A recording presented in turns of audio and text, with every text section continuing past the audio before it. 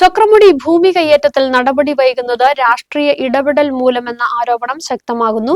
Devikulam sub കളക്ടറുടെ നേതൃത്വത്തിൽ അന്വേഷണം നടത്തി റിപ്പോർട്ട് സമർപ്പിച്ച് 2 മാസങ്ങൾക്ക് ശേഷം പട്ടയ ഉടമകളുടെ വിചാരണ പൂർത്തിയാക്കി ജില്ലാ ഭരണകൂടത്തിന് റിപ്പോർട്ട് സമർപ്പിച്ചെങ്കിലും കയ്യേറ്റം ഒഴിപ്പിക്കൽ ഉൾപ്പെടെയുള്ള നടപടികൾ വൈകുകയാണ്. സ്ഥലമുടമകളുടെ വിചാരണയ്ക്ക് ശേഷം സമർപ്പിച്ച റിപ്പോർട്ടിൽ ചക്രമുടിയിലെ ഭൂരിഭാഗം പട്ടയങ്ങളും സാധൂകരിക്കുന്ന വിവരങ്ങളാണുള്ളതെന്നാണ് സൂചന.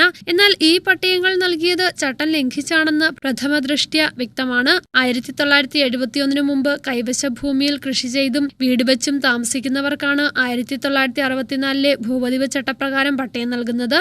എന്നാൽ പരിസ്ഥിതിലോല മേഖലയായ ചക്രമുടിയിൽ ഈ മാനദണ്ഡം ലംഘിച്ചാണ് ഭൂമി പതിച്ചു നൽകിയത്. 1965 മുതൽ 70 വരെയുള്ള കാലഘട്ടത്തിലാണ് ചക്രമുടിയിൽ പട്ടയങ്ങൾ അനുവദിച്ചത്.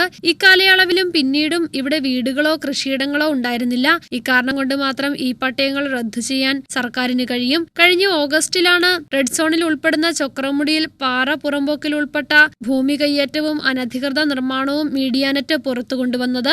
ഭൂമി കയ്യേറ്റത്തിൽ റവന്യൂ മന്ത്രിയുടെ ഓഫീസിനും ചില CPI നേതാക്കൾക്കും പങ്കുണ്ടെന്ന ആരോപണമുയർന്നതോടെ അന്വേഷണത്തിന് സർക്കാർ നിർബന്ധിതരായി.